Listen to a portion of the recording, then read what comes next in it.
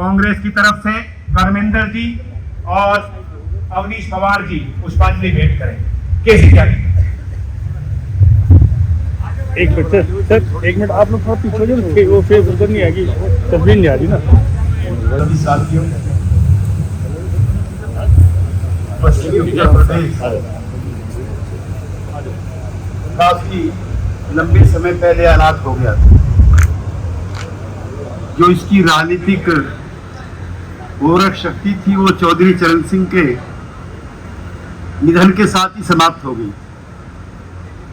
लेकिन चौधरी अजीत सिंह और भाई सतपाल मलिक के जीवित रहते लगता था कि जो सपने चौधरी साहब ने तैयार किए थे ग्रामीण भारत के लिए, किसानों के लिए, उसको अंजाम देने के लिए लोग कार्यरत रहेंगे। चौधरी अजीत सिंह के निधन के बाद तो बिल्कुल सूना हो गया था, जो कि मलिक साहब भी काफी दिन नेपथ्य की राजनीति में रहे। मेरा उनसे 50-55 साल पुराना रिश्ता रहा है। उनका मैं जिक्र करके कोई आपका वक्त नहीं खराब करना चाहता, लेकिन आज मलिक साहब को जब याद कर रहे हैं तो कई लोगों की पीड़ा मुझको देखने और सुनने को मिली।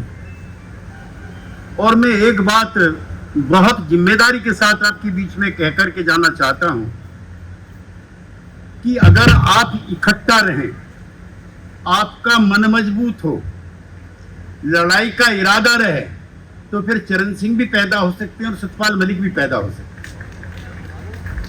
यहां जो लोग शोक सभा में आए हैं और जिनके मन में स्नेह भाव है मलिक साहब के लिए, ये सारे वो लोग हैं। सतपाल मलिक और हम कोई अलग जगहों से नहीं आए थे, हम सबके निर्माता चौधरी चरण सिंह। अब हमारे जैसा चौधरी साहब का अनुयायी बिहार चला गया, राज्यसभा का चुनाव लड़ने के लिए चुके, आप 50 जगह बट गए, आप कमजोर हो गए, आपको अपनी ताकत का पता नहीं था। मैं चशमदीद गवाह हूं, 2 प्रधानमंत्री आपके लोगों ने बनाए थे देश के अंदर। मुरारजी भाई प्रधानमंत्री बने थे तो आपकी ताकत से, वीपी सिंह प्रधानमंत्री बने थे तो आपकी ताकत से, 7-8 राज्यों में मुख्यमंत्री थे तो आपकी दी हुई ताकत थी, 50 मंत्री बनते थे देश में, पश्चिमी यूपी में, उत्तर भारत में, आपकी देन थी। और माफ करना, आप अलग हुए, आप बटे। अब गांव की प्रधानी के भी लाले हैं बहुत सारे लोगों के लिए। इकट्ठे हो, वही ताकत थी आपकी। चौधरी साहब का इस्तीफा हुआ था, कोई कहता 50 लाख, कोई कहता 1 करोड़, कोई कहता है कि चीन के माओसुन से भी बड़ी जनसभा आपने दिल्ली में की। गांव से ग्रामीण महिला टोलियों में बैठी बैठी गाना गाती हुई आती थी, चरण सिंह वीर रणधीर तेरा इस्तीफा किसने मांगा। वो थी ताकत थी कि 1 हफ्ते के अंदर ही मुरारजी भाई ने बुला करके पहले से बड़ा पद दिया। वो ताकत थी पश्चिमी यूपी की, जो आज कमजोर पड़ गई। मैं मलिक साहब को भी याद करते हुए ये बात कहना चाहता हूँ कि कितने ही मलिक, कितने ही और बड़े नेता आप पैदा कर सकते हो, लेकिन जरूरत है आपके इकट्ठा रहने की, जो आज की तारीख में नहीं। किसी को क्या गाली आप देना चाहते हो, किसी की क्या आलोचना आप करना चाहते हो। आप कमजोर हुए तो ये सारे हादसे हो रहे हैं। अगर ताकत हुई होती तो सतपाल मलिक का स्वागत और सत्कार मरने के बाद और भी बड़ा हुआ होता। लेकिन उस दिन तिरंगे झंडे में लिपट करके मलिक साहब चले जाते तो शायद हम लोगों को पता ना लगता। जो आपके तिरंगे भाव में निपट करके जो आज सतपाल मलिक का सम्मान हो रहा है, उस तिरंगे में जाने वाले सतपाल मलिक से कई गुना बड़ा है।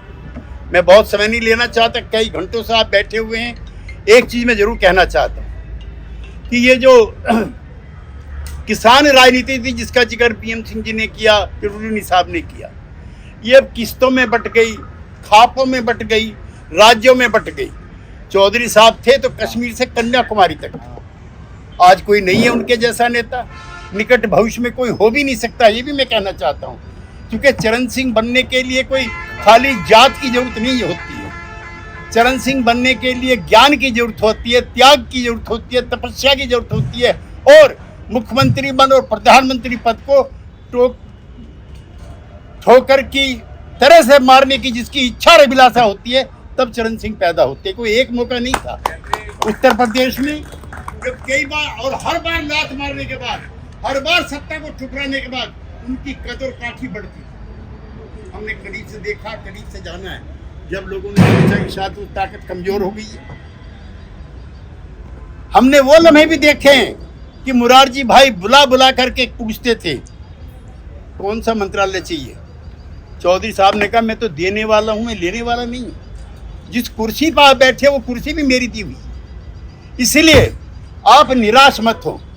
मलिक साहब आज हमारे बीच में नहीं है, हम और भी मलिक जैसा पैदा करेंगे, लेकिन उसके लिए आपकी उत्सुकता और आपकी एकता की जरूरत है। जहां आप जिस दिन इकट्ठा हो जाओगे उस दिन फिर बड़े करिश्मे पैदा हो जाएंगे।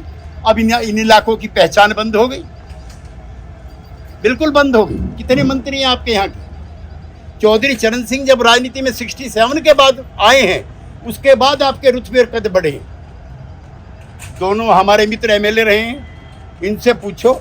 जब लखनऊ में जाते थे तो पूछते थे कहाँ के रहने वाले हो, बताया यहाँ के रहने वाले हैं, तो चाय भी मुफ्त मिलती थी। अब तो रिक्शा वाला भी ज़्यादा पैसे मांग लेगा अगर बता दिए यहाँ के रहने वाले। लिहाजा उन सवालों को फिर उठाओ, चाहे वो किसान के सवाल हो, मजदूर के सवाल हो, आपसी भाईचारे के सवाल, जो चौधरी चरण सिंह देके गए हैं। हम और सतपाल मलिक बैठे हुए सामने हमारे आधा दर्जन मित्र और भी हैं, सब उन्हीं की दी हुई देन है। उनके राजनीति में बड़ी भूमिका निभाने से पहले हमारे और इनके जैसे लोगों को कौन एमएलए एमपी बनाता था?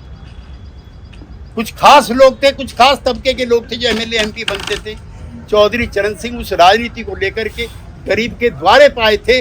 आज गरीब के द्वारे से हट करके वो राजनीति अमीर के द्वारे पर जा रही है। इसलिए आपकी एकता की जरूरत है कि उस राजनीति को दोबारा गरीब के द्वारे पर ले जाना है, तो चौधरी चरण सिंह के रास्ते के अलावा कोई रास्ता नहीं है। बहुत बहुत धन्यवाद।